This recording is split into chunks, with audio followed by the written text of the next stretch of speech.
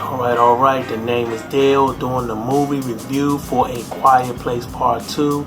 I'm also going to do a review for the cable/streaming series Mare of Easttown. These reviews are done on behalf of Audio Liquor Magazine.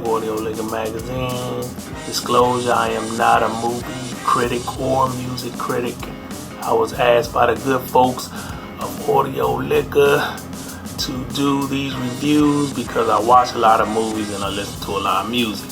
But talking is not my strong suit. I'm not a talkative person, but they asked, so here I am doing it. So I'm going to start off with A Quiet Place Part 2 review.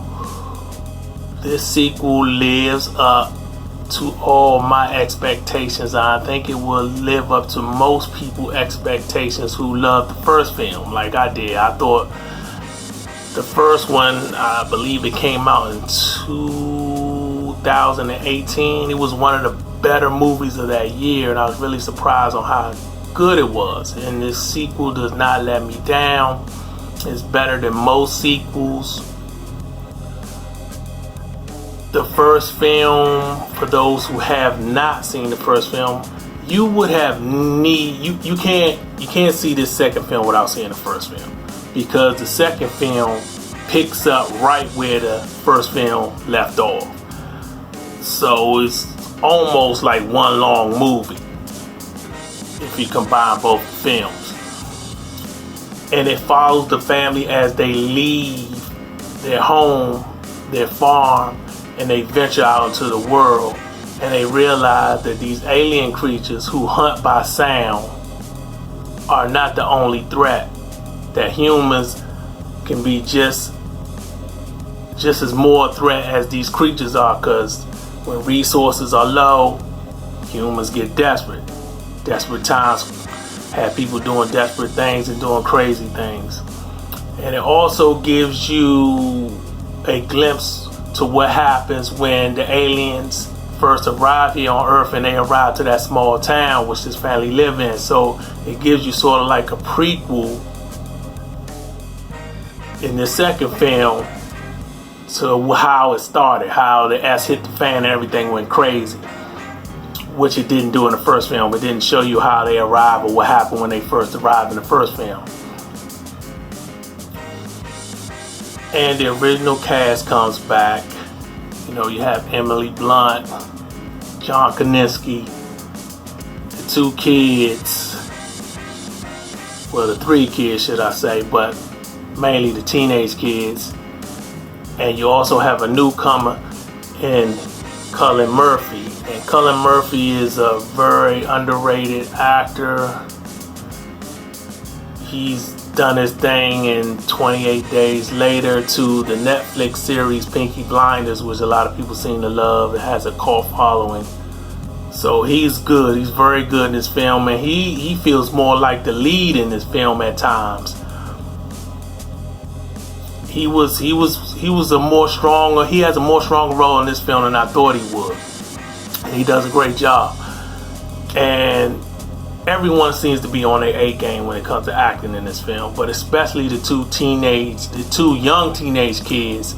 They carry this film. And John Krasinski, he comes back to direct it. He directed the first one, and he also played a very strong role in the first one, and plays a role also in this new one. And you have to see it. I ain't trying to get no spoilers to see how, for those who saw the first film. So how it ends, how the movie part 2 ends, leads me to think there will be a part 3. It just lends itself to a part 3 if they choose to. And I don't have any issues with this film. I'm sure if I saw it again, I could nitpick and pick out a few flaws here and there. But this is a great mix of horror/drama/sci-fi. It's a very short film. It's only like an hour and 37 minutes. So for those who don't like their movies too long, this is not long at all. The direction is great. The scares, the tension is great. You never know. You never seem to know what's going to happen. It has a few surprises. The end is crazy. It ends in a way that I didn't see coming. But it also, like I said, it leaves the door wide open if they want to do a third one. And from my understanding, there was never intention to be a second film. It was only made to be a one-off. It wasn't built or made with the intentions of being a franchise in any way. But the first movie got so much love that and got so much critically acclaim and praise that they went on and did a second joint. They greenlight for a second film, and it looks like we might have a third film dependent. So I give A Quiet Place Part 2 a A-. I highly recommend you go to the theaters and see it. One of the best films of the year so far. Definitely check that out. Also, I want to do a review for this HBO series. It's only 7 episodes called Mare of Easttown. It's a crime / drama / mystery / whodunit series. And the series follows a detective played by Kate Winslet in a small Pennsylvania town who's investigating a local murder while trying to move on from her dark family past. It has a good cast, it has a great cast, such as Julian, I think her name is Julianne Nicholson. And I've seen her in many other projects before. She's always on point as a supportive, in a supporting role. She's always on point. Very well cast when she's in a supporting role. You can check her out in the other HBO series called The Outsider, where I think she did a good job as well. You got Jean Smart, who's great playing Mare mother. She's the comic relief in this series.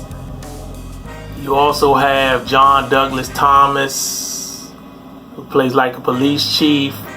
You got Guy Pearce, who plays Kate Winslet's character's love interest. You have, I think his name is Evan Peters. You've seen him in a lot of stuff. He played Quicksilver in the X-Men franchise. He plays in American Horror Story.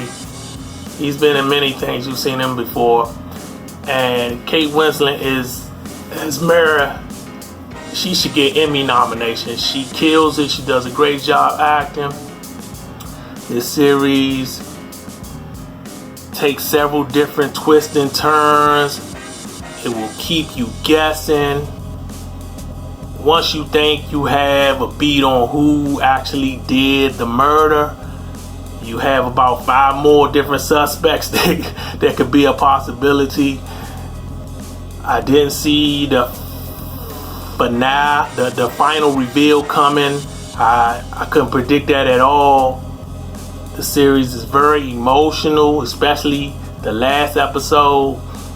And the series has its funny moments too. After all this murder and darkness, it has its funny moments that had me and my wife laughing out loud at times. So it's not just straight drama, straight sadness and sorrow and killing and things of that nature. Very good. I highly recommend it. Like I said, it's only 7 episodes, so it should be an easy binge. If you have HBO, check it out. So I'm done. I'm finished. There you have it.